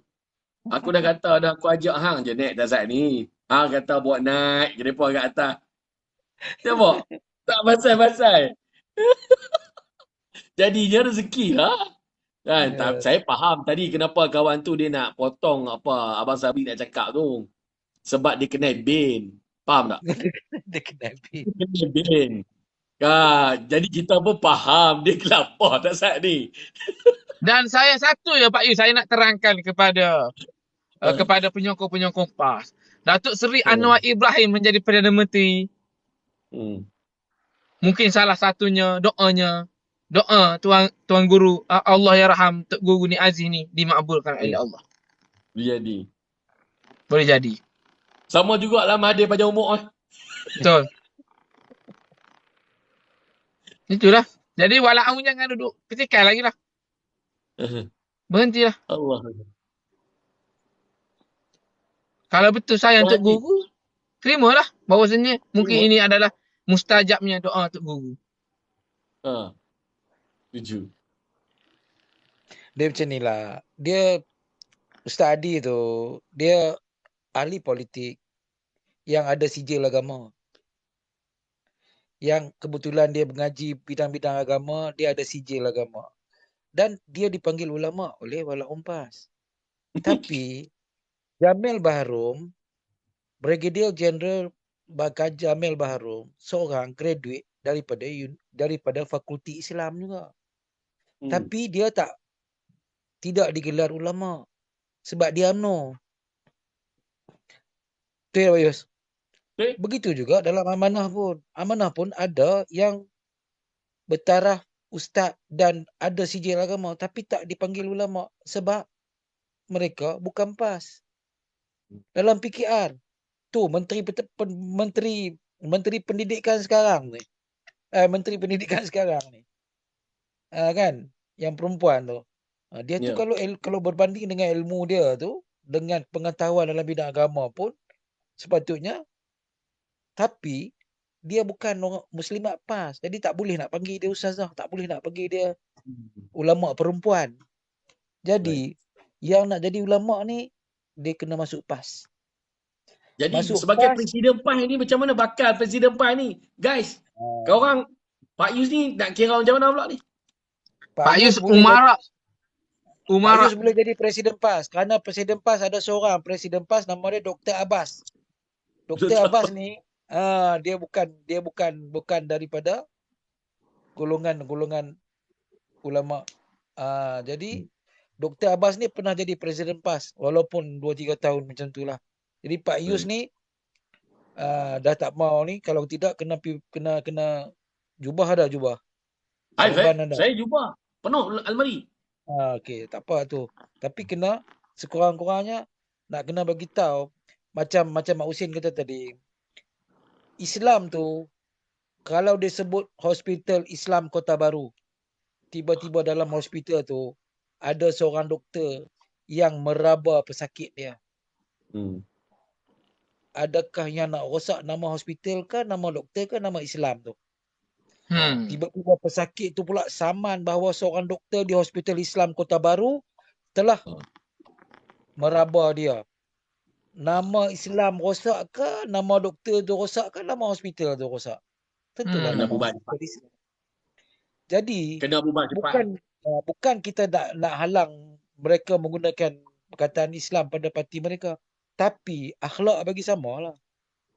Tindakan politik tu patuh syariah lah. Dalam istilah cakap-cakap politik tak timbul, bohong aja berdosa. Ini kalau pemimpin PAS cakap, ini cakap politik saja. Dia bukan bohong. Padahal dia berbohong.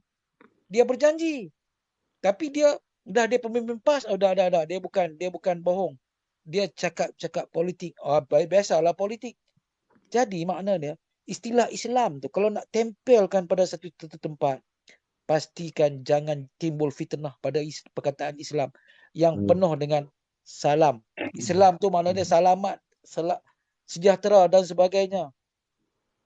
Jadi satu, kalau nak bubuh perkataan Islam pada PAS, walaupun kena pastikan pemimpin dia lebay-lebay dan juga ahli-ahli dia mesti bertindak tindakan politik, cakap dia politik, akhlak dia semua mestilah patuh syariah. Setiap kena ada satu kenyataan bahawasanya kita orang Islam ni tak payah pun nama jenama parti Islam tak Islam. Asal kata Islam saja, setiap pergerakan kita ada dicatat dosa dan pahala. Itulah sebenarnya. Tapi pemimpin PAS mereka nak rosak, nak fitnah nama Islam pada parti dia mah. Hati-hati dek-dek, hati-hatilah duhai. Walau sila fikir renung balik-balik.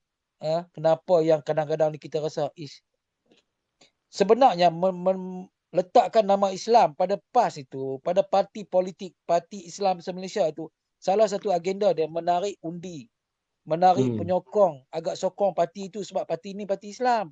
Nak tarik pengundi Melayu dia sokong. Pada dasarnya awal. Tapi sebenarnya bila meletakkan dasar-dasar perjuangan, ambil perlembagaan PAS itu sebagai Al-Quran, hadis, qiyas ulama dan ijma' dan sebagainya, itu menggambarkan Islam ni lawan PAS, lawan Islam. Tak sokong PAS, menentang Islam. Ini semua dah merampu lah. Bagi pendapat saya peribadi saya lah. Saya bukan ustaz. Saya baru nak start. Okey, jadi apa cerita pun Pak Yus, terima kasih kerana bagi peluang ni. Mak Husin, anak muda yang hebat. Semoga pemikiran anda itu akan dibuat kajian oleh orang-orang Kelantan. Jadi sekian, terima kasih. Wabillahi taufiq wal hidayah. Wassalamualaikum warahmatullahi wabarakatuh. Waalaikumsalam warahmatullahi wabarakatuh. Jadi Pak Yus, saya pun mohon undur diri kerana kita dah masuk waktu zuhur ni. Jadi terima kasih Pak Yus atas ruang dan peluang untuk kita bagi pencerahan ini. Tadi 1.3 view 1.3k view. Alhamdulillah.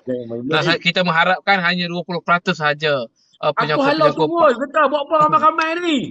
9,000 ni. Kata. Kita mengharapkan orang atas pagar tu buka mata, perantau-perantau celik pemikiran agar satu fenomena baru terjadi di Negeri Kelantan, insya-Allah. InsyaAllah. Terima kasih. Kerana Mak Hussein lah PAS menang besar di Kelantan. Tidak, bukan kerana saya. Kerana izin Allah. Kerana izin Allah membenarkan PAS menang di Kelantan. Dan dengan izin Allah juga yang tidak membenarkan PAS jadi kerajaan. Itu fakta. Ya, betul. Ui, potong tang kono tak tahan tu. Pedih saya. Itu fakta. Ya Allah. Jadi kepada viewer-viewer korang dah lah Sen, tu lah Sen. Terus Sen. Aduh Sen, hang Sen. Aku tak mau bagi view net banyak. Sebab benda yang aku kongsi ni benda-benda hak rare. Mana boleh bagi free. Ramai sangat bagi free ni. Guys. Allah mesti selamat. Astagfirullahalazim. Terima kasih kepada Hussein dan kepada panel-panel yang ni. Jadi korang tengoklah sini. Tanya Pak Iran. Korang lah tengoklah nilai sendiri tak sah ni apa jadi. Allah mesti selamat.